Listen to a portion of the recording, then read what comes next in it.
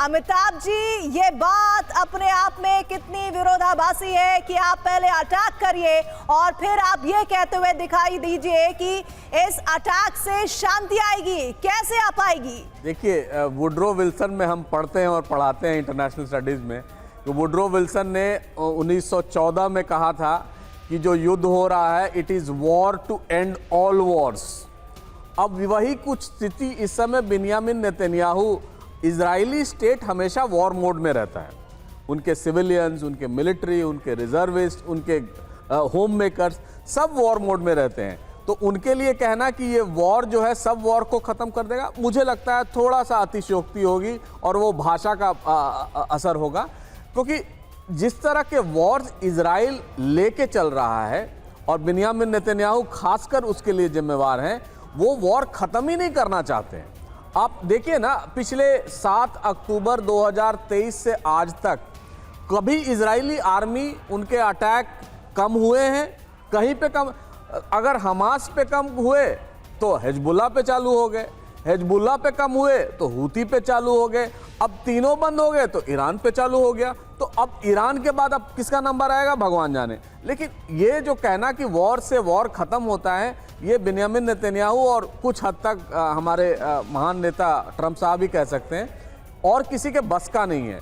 तो war to end all war. Important बात भी उन्होंने कह दिया। उन्होंने कहा है कि हमारे पास ऐसे सबूत हैं जिससे इस बात की तस्दीक होती है कि खामेनेई जिंदा नहीं है। सर, ये बड़ी खबर इस वक्त आ रही है। नेतन्याहू कह रहे हैं कि इस वक्त हमारे पास ऐसे सबूत हैं कि हम जिसे पेश करके ये बता दें कि खामेनेई जिंदा नहीं है। सर, मुझे लगता है कि वो जब ये बात कह रहे हैं तो वो सबूत भी दिखा देना चाहिए, ताकि दुनिया को, खास तौर पर ईरान की आवाम को एक क्लियर मैसेज दिया जाए कि हम जिस इरादे से आगे बढ़ रहे थे, हमने वो टारगेट अचीव कर लिया। अमिताभ जी, देखिए, अगर बिन्यामिन नेतन्याहू कह रहे हैं तो हमें इनका विश्वास करना चाहिए, क्योंकि ये ऐसे हवा में बात नहीं करेंगे। हाँ, इसकी तस्दीक बाद में ट्रंप साहब करेंगे या अमेरिका कर सकता है, लेकिन इसको इन ऑल सीरियसनेस लेना चाहिए। अगर जो ये कह रहे हैं वो सही है तो ईरान को तबाह बर्बाद करने में अब कोई कसर बच नहीं जाएगा। उसके लिए अब उन पर आर्म्स फेंकना या उन पर अटैक करना, फुट सोल्जर्स ले जाना, ये करना वो लास्ट रिजॉर्ट ही होगा। अगर वहाँ पर जैसा बता रहे हैं कि खामेनी साहब नहीं रहे, तब वहाँ एक केओस हो जाएगा और इसका वाइडर रिपरकशन इजराइल ये समझ नहीं रहा है।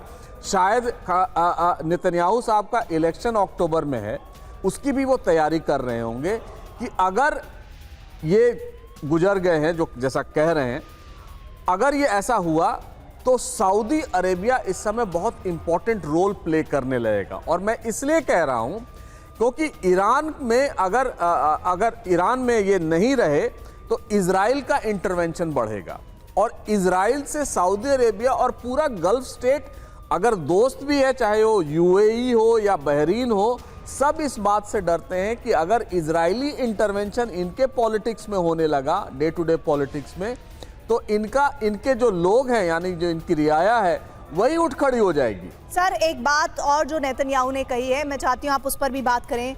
उन्होंने कहा कि we will empower the Iranians people to determine their fate and this opportunity comes only once.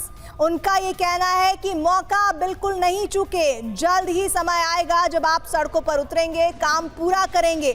वो खामेनेई के जिंदा ना होने को ईरानियन के लिए एक अपॉर्चुनिटी के तौर पर कह रहे हैं। इसके पीछे आपको क्या लगता है, क्या क्या तरह के आधार वो ईरानियंस को बताएंगे? और ईरान के खिलाफ जो इजराइल इस वक्त कर रहा है, जिसका विरोध अलग अलग देशों में भी हो रहा है, जिसमें अरब कंट्रीज की भी कुछ लोग शामिल हैं, सैकड़ों की संख्या में हमने तस्वीरें देखी, आपको क्या लग रहा है वो इस बात को सही साबित करने के लिए और क्या क्या बातें रख सकते हैं?